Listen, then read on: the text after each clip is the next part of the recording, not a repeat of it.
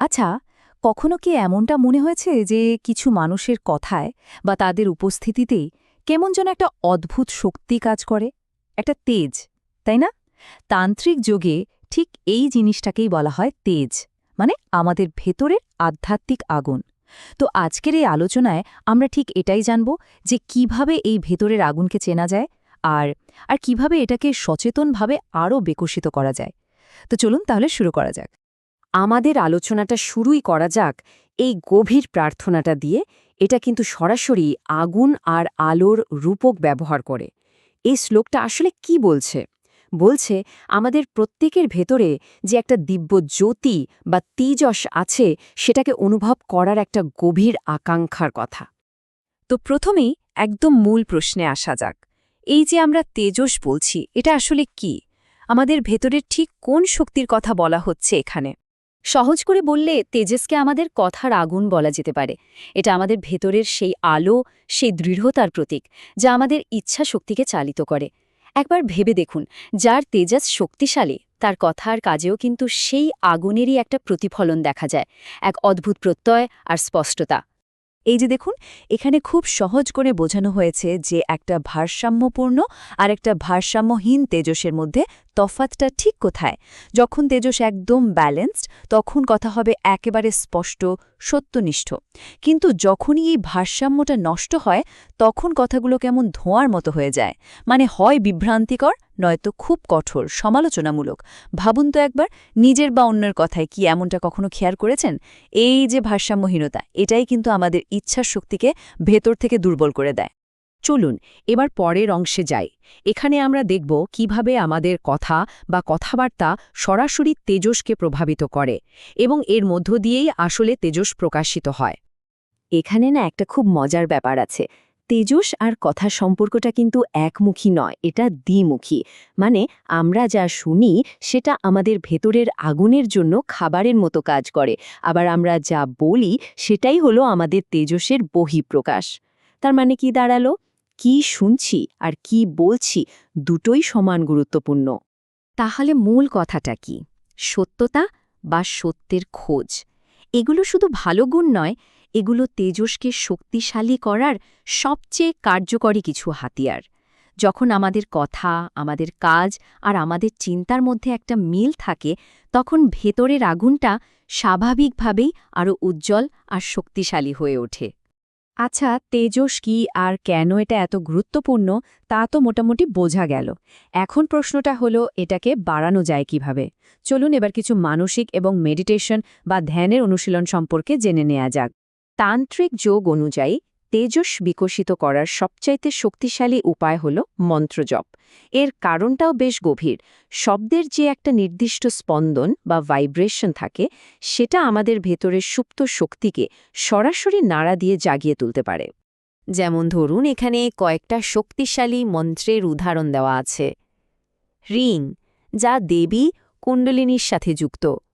কুণ্ডলিনীকে তো আমাদের ভেতরের এক ঘুমন্ত আধ্যাত্মিক শক্তি হিসাবে ধরা হয়, আর এই মন্ত্রটা সেই শক্তিকে জাগিয়ে তোলে। আবার হুঁ, একটা ভীষণ অগ্নিময় মন্ত্র, যেটা ব্যবহারের ক্ষেত্রে একটু সাবধানতা দরকার।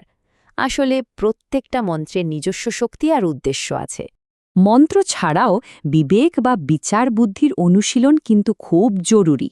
এর মানে হল জাগতিক বিষয় আর আসল সত্যের মধ্যে পার্থক্যটা বুঝতে শেখা। যখন আমরা নাম, যশ বা খ্যাতির ওপরে উঠে নিজের আসল সত্তার উপরে ফোকাস করি, তখন আমাদের ভেতরে তেজ স্বাভাবিকভাবেই বাড়তে থাকে। আরও দুটো খুব কার্যকারী কৌশল আছে।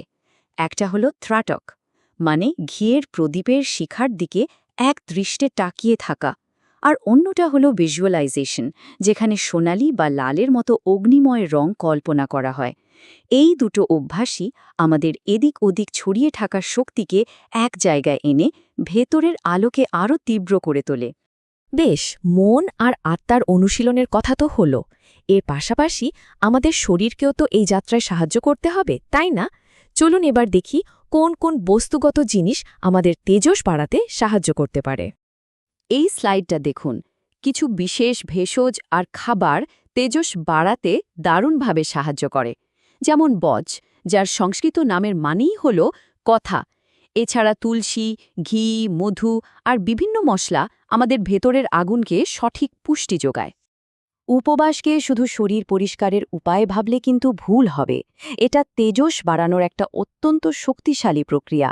উপবাসের সময় আমাদের ভেতরের আগুন মানে আমাদের হজমের শক্তি অন্য সব কাজ থেকে মুক্তি পেয়ে শারীরিক আর মানসিক অশুদ্ধিগুলোকে পুড়িয়ে ফেলার সুযোগ পায়। ফলে তেজস আরও উজ্জ্বল হয়ে ওঠে। আর এটাকে যদি মন্ত্র বা ধ্যানের সঙ্গে জুড়ে দেওয়া যায় তাহলে এর প্রভাব বহুগুণ বেড়ে যায়।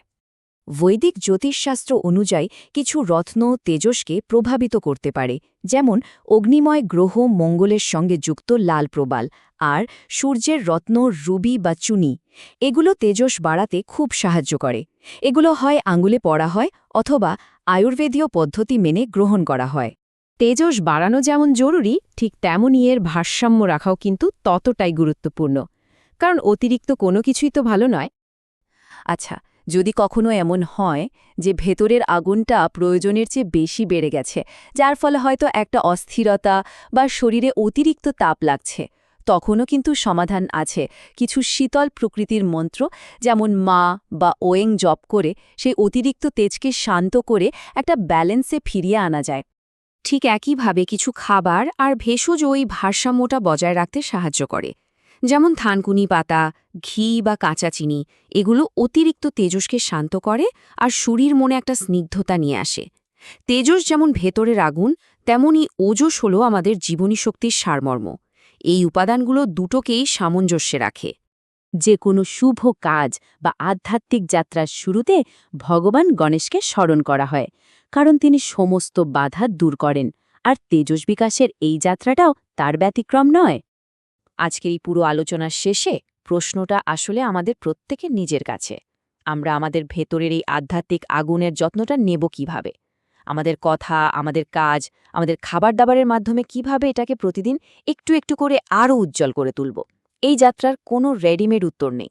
উত্তরটা আমাদের নিজেদেরই আবিষ্কার করে নিতে হবে।